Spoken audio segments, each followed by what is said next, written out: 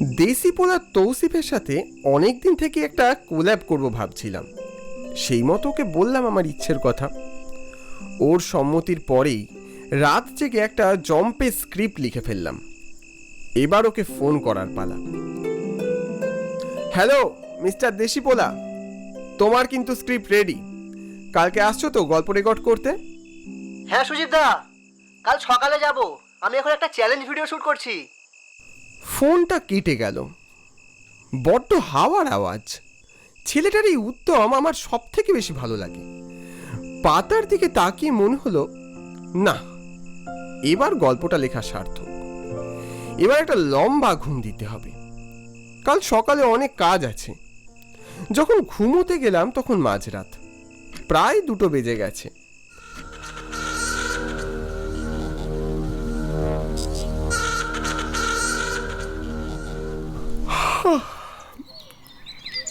যখন ঘুম ভাঙলো তখন খানিকটা বেলা হয়েছে। তড়িঘড়ি চোখ খুললাম। আজ এতটা দেরি হওয়া মোটেও সমীচীন নয়।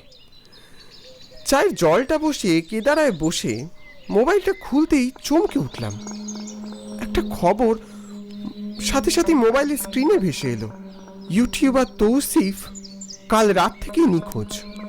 চমকে উঠলাম। আমার চোখ তখন কপালে। কি শুনছি, কি দেখছি সব? কি করে সম্ভব এটা? কোনো দিকে না চেয়ে সোজা ওকে ফোন করলাম। না, ওর সাথে কোনো যোগাযোগ করা গেল না। ফোন বন্ধ। এবার কি হবে? আশ্চর্য, এদিকে সবাই রেডি, মাথাটা একদম কাজ করছিল না। হঠাৎ করেই কাঁচ ভাঙার শব্দ পেয়ে চমকে উঠলাম। একটা ইঁটে জড়ানো কাগজ। এই এই কে রে, কে? জানলা দিয়ে মুখ বাড়িয়ে কাউকে দেখতে পেলাম না। কি ব্যাপার? চারিপাশ শুনশান। কে ছুড়লো এটা? কৌতূহল নিয়ে মোড়ানো কাগজটাকে খুলে দেখলাম। একটা বিয়ের কার্ড মনে হচ্ছে। একটা ঠিকানা লেখা, 13 নম্বর মুরারিমোহন স্ট্রিট, মুকুন্দপুরের। আজ মধ্যরাত্রে আমার কন্যার বিবাহ সম্পন্ন হইবে। আপনার আশা বাধ্যতামূলক। আপনার বন্ধু আপনারই অপেক্ষায়। একটা অজানা ত্রাসে আমার বুকটা কেঁপে উঠল। মনে হলো এই বন্ধু আর কেউ নয়, এ নিশ্চয়ই তৌসিফ হবে।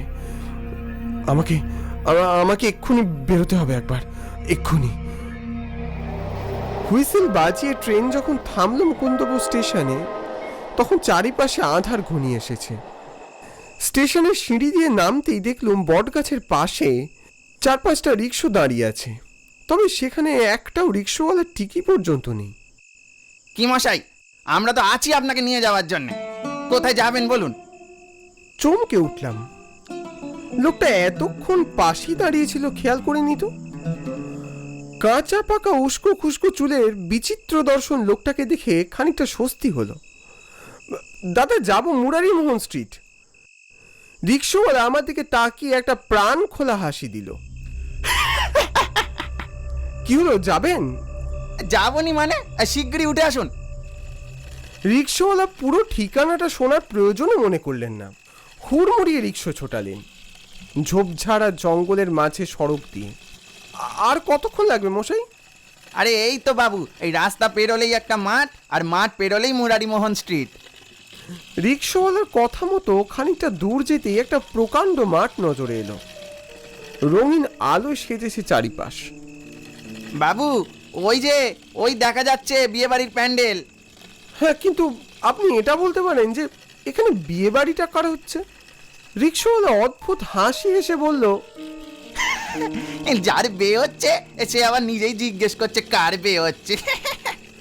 রিক্সাওয়ালার কথা আমার কিছুই বোধগম্য হলো না। এরপর রিক্সাওয়ালা থামলো একটা বাড়ির সামনে। বিস্ময়ে দেখলাম এত আলো, এত রোশনাই, কিন্তু অদ্ভুত ব্যাপার, এখানে বিয়ে বাড়ির কোনো কোলাহল নেই। দাদা, আপনার কত হয়েছে? মুহূর্তে পিছন ঘুরতেই দেখলাম ওখানে ওই লোকটির আর কোনো চিহ্ন নেই। বরং দূরে তাকাতে দেখলাম হালকা চাঁদের আলোয় রিক্সাটা কোথায় যেন মিশে গেল। সুজিতদা, আমি এখানে, আমাকে বাঁচাও, উদ্ধার করো আমায়। চমকে উঠলাম। বাড়ির দোতলার একটা জানলা থেকে মৃদু স্বর ভেসে এলো। কোনো সন্দেহ নেই যে এটা তৌসিফের গলা।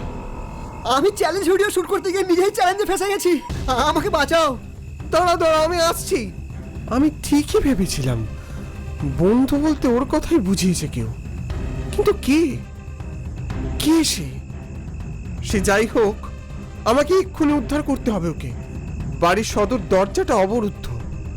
কেমন যেন মনে হলো বিয়ে বাড়ির অনুষ্ঠান কিছুক্ষণ আগেই যেন শেষ হয়েছে। চারিপাশে সবকিছু সাজানো, কিন্তু কেউ কোথাও নেই। সদর দরজায় ধাক্কা দিতে সেটা খুলে গেল। অন্ধকারের মধ্যে দেখলাম বিয়ের আসরে বসে আছে কোণে। সেই আলোয় দেখলাম মেয়েটির পরনে একটা লাল বেনারসি, একগা সোনার গয়না, মাথায় জরির কাজ করা চেলিতে মুখ ঢাকা। অস্পষ্ট হলেও মনে হলো ওই মুখকে আমি যেন আগেও কোথাও দেখেছি, কিন্তু কোথায় দেখেছি ঠিক মনে করতে পারলাম না। এই যে, কে কোথায় আছেন? তৌসিফকে কেন আটকে রেখেছেন? ছেড়ে দিন, ছেড়ে দিন ওকে। মহিলা মাথা নিচু করেই ওপরে একটা সিঁড়ির দিকে আঙুল নির্দেশ করলো। আপনার বন্ধু ওদিকেই আছে, যান। কোনো দিকে না চেয়ে আমি সিঁড়ির দিকে এগিয়ে গেলাম। অন্ধকার খুটখুটে সিঁড়িটা, সিঁড়ির রেলিংয়ে মালা জড়ানো। হোঁচট খেয়ে পড়েই যাচ্ছিলাম, কোনো মতে নিজেকে সামলে নিলাম। চোখের সামনে সেগুন কাঠের প্রকাণ্ড দরজা, তাতে নকশা কাটা। দরজায় ধাক্কা দিতেই প্রচন্ড আওয়াজ করে দরজাটা খুলে গেল। তৌসিফকে দেখলাম ভীত সন্ত্রস্ত, ঘরের মধ্যে একটা বিছানায় গুটিসুটি মেরে বসেছিল। আমায় দেখে চমকে উঠল। সুজিতদা, তুমি এসেছো? উফ, ভেবেছিলাম আজ কত আনন্দ উল্লাস করে কোলাপ করব, কিন্তু এরকম জায়গায় কোলাপ হবে ভাবতে পারিনি। সবই আমাদের অদৃষ্টের লিখন। কিন্তু তুমি কিভাবে জানলে আমি এখানে এ বাড়িতে আছি? আমি তোমায় কোনো লাইভ লোকেশনও পাঠাইনি। আজ সকালে আমি একটা বিয়েবাড়ির নেমন্তন্ন কার্ড পাই বলতে ওটা আমাকে দেওয়া হয় জোর করে। সেই কার্ডই আমি ইঙ্গিত পাই। উফ সুজিতদা, আর বলো না। এখানেই আমি এই ভূতের বাড়িতে 24 ঘন্টা থাকার চ্যালেঞ্জ নিয়েছিলাম, কিন্তু এভাবে যে গোলক ধাঁধায় ফেসে যাব আমি ভাবতে পারিনি। কেউ যেন আমায় বেরোতেই দিচ্ছে না। কোথা থেকে যেন একটা সানাইয়ের সুর ভেসে আসছে, আমি কিছুই বুঝতে পারছি না। পুরো কেস জন্ডিস। এসব কি বলছো তুমি? ঠিকই বলছি সুজিতদা, এ বাড়ি থেকে না বেরোতে পারলে আমার চ্যালেঞ্জটাই 24 ঘন্টার জায়গায় সারা জীবনের মতো হয়ে যাবে। তখন কে বলবে আজকে আমি ভূতের বাড়িতে এসেছি? ইয়েস। দেশি পোলাই থাকলো। এই সময় হাসাতে একমাত্র তুমিই পারো, মিস্টার দেশি পোলা তৌসিফ। চলো চলো, এখান থেকে এখন যাওয়া যাক। কিন্তু এ ঘর থেকে বেরোলেই আমরা কি এ বাড়ি থেকে বেরোতে পারবো সুজিতদা? আমি যে বহুবার চেষ্টা করেছি। চলোই না দেখি, শেষ চেষ্টা তো করতেই হবে। তৌসিফকে নিয়ে দরজা ঠেলে সিঁড়ির দিকে এগোলাম। তাড়াতাড়ি এসো তৌসিফ, তাড়াতাড়ি। সিঁড়িটা যেন ক্রমেই অনেক বিস্তৃত হচ্ছে, শেষ নেই তার। এ কি গো, আর কত দূর নামলে এই সিঁড়ি শেষ হবে? দেখেছো তো, আমি আগেই বলেছিলাম এ বাড়িতে কিছু খটকা আছে।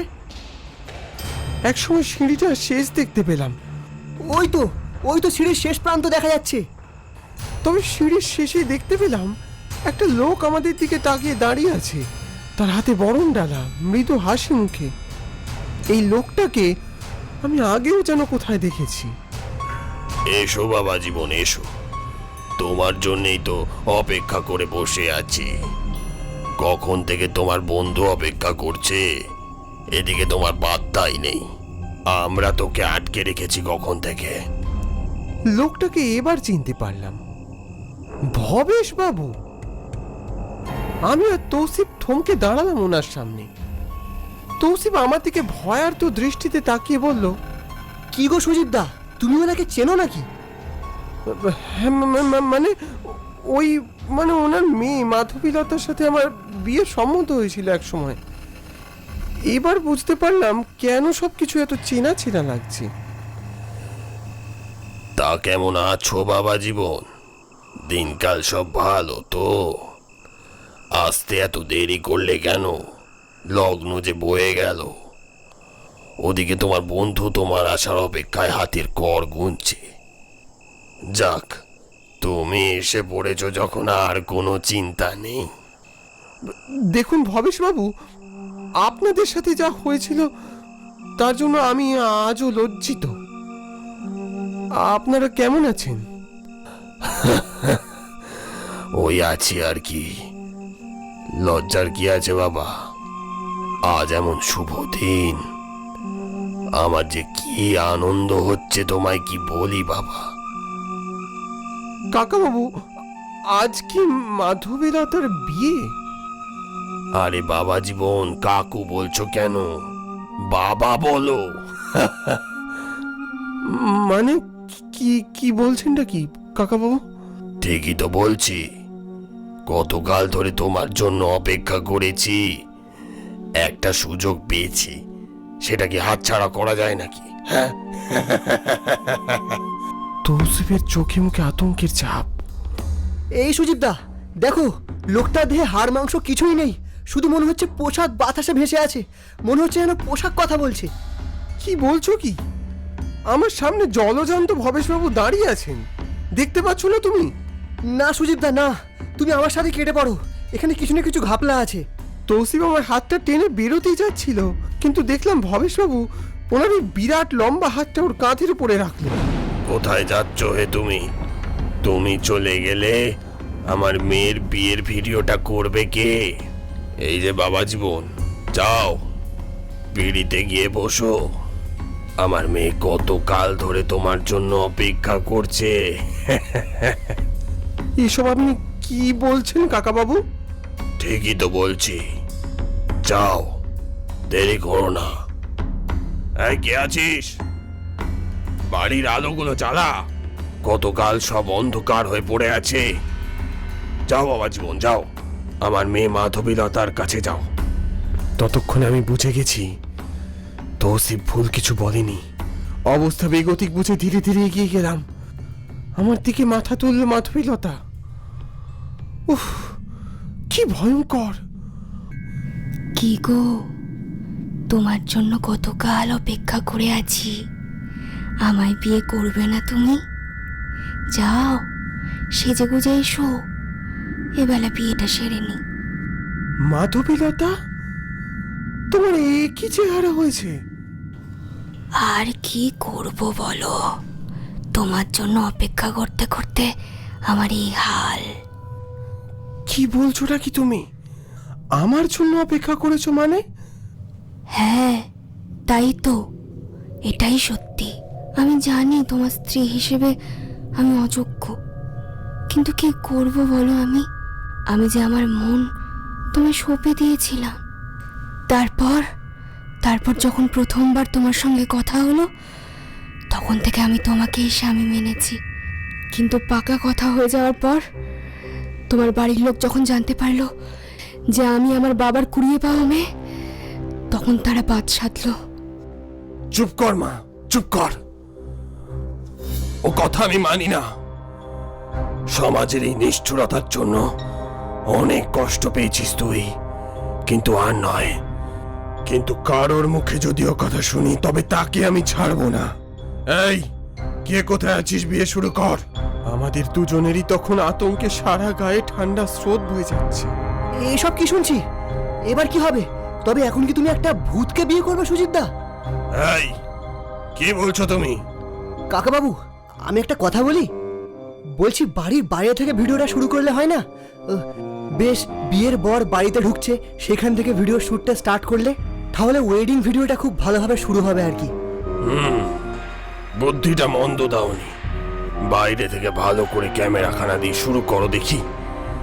মেয়ের বিয়ে বলে কথা। তাড়াতাড়ি কেটে পড়ো সুজিতদা। আমরা বাইরের দরজার দিকে এগিয়ে গেলাম। শেষবারের মতো আর একবার মাধবীলতার দিকে তাকালাম। বুকের মধ্যে একটা অদ্ভুত অনুভূতি হলো। না জানি মেয়েটা কত কষ্ট লাঞ্ছনা পেয়েছে সমাজের কাছ থেকে। অজান্তে আমি ওকে অনেক কষ্ট দিয়েছি। পারলে আমায় ক্ষমা করো মাধবীলতা। তারপর আর কোনো দিকে না তাকিয়ে বেরিয়ে এলাম বাইরে। তখনও বাইরে সামিয়ানা খাটানো। আমি আর তৌসিফ বাইরে এসে হাঁপাচ্ছি। ওহ, তোমার বুদ্ধিটা ভালোই কাজে লেগেছে, নইলে আজ যে কি হতো। তাড়াতাড়ি চলো সুজিতদা, যদি পরে মানুষের সাথে গিয়ে বিয়ে করতে চাও তাহলে এখন কেটে পড়ো। সেই সময় বাড়ির ভিতর থেকে একটা প্রচন্ড আলোর বিচ্ছুরণ আর কান ফাটানো একটা বিকট শব্দ আমাদের বুক কাঁপিয়ে দিল। এই জায়গা মোটেও সুবিধার নয়। পালাও পালাও সুজিবদা। আমি আরো মাঠের মাঝখান থেকে দৌড়তে শুরু করলাম। চাঁদের আলোয় দেখলাম তখনও দূরে দাঁড়িয়ে আছে সেই রিক্সাওয়ালা। দৌড়ে রিক্সায় উঠে পড়লাম। শিগগির চলো ভাই, শিগগির চলো, আমাদের উদ্ধার করো। রিক্সা চলতে শুরু করলো। রিক্সাওয়ালা বলল, আতিথেয়তা ঠিক ছিল তো? তৌসিফ আর আমি মুখ চাওয়াচাই করলাম। মানে? প্রতি বছর এ বাড়িতে বিয়ের উৎসব হয়। এ বাড়ি কবেই যে দলিস্বাদ হয়ে গেছে। ধুলিস্বাদ? হ্যাঁ, দলিস্বাদই তো। একদিকে অভাগী মেয়ের বিয়ে ভাঙলো, আর তারপরেই রান্না করতে গিয়ে বাড়িতে আগুন লেগে সারা বাড়িটা একেবারে দলিস্বাদ, আর সারা বাড়ি জনমানবহীন হয়ে পড়ল। কি? এত কিছু ঘটে গেছে আর আমি কিছু জানি না? এসব আমি কি শুনছি? কি অবস্থা! কার যে কখন কি হয় কে জানে। কিন্তু দাদা, আপনি এত সব জানলেন কি করে? হতে পারে আমি কোনো অভাগী মেয়ের আসল বাবা। আমি আর তৌসিফ তখন বাকরুদ্ধ। ট্রেনে বসে তৌসিফ বলল, কোলাবের আগে এরকম একটা এক্সপিরিয়েন্স হবে আমি ভাবতেও পারিনি। আমিও ভাবিনি। আমি বিস্মিত, বাকরুদ্ধ। আমি জানি সুজিবদা। এবার চলো, বাকি কথা তোমার স্টুডিওতে গিয়ে হোক।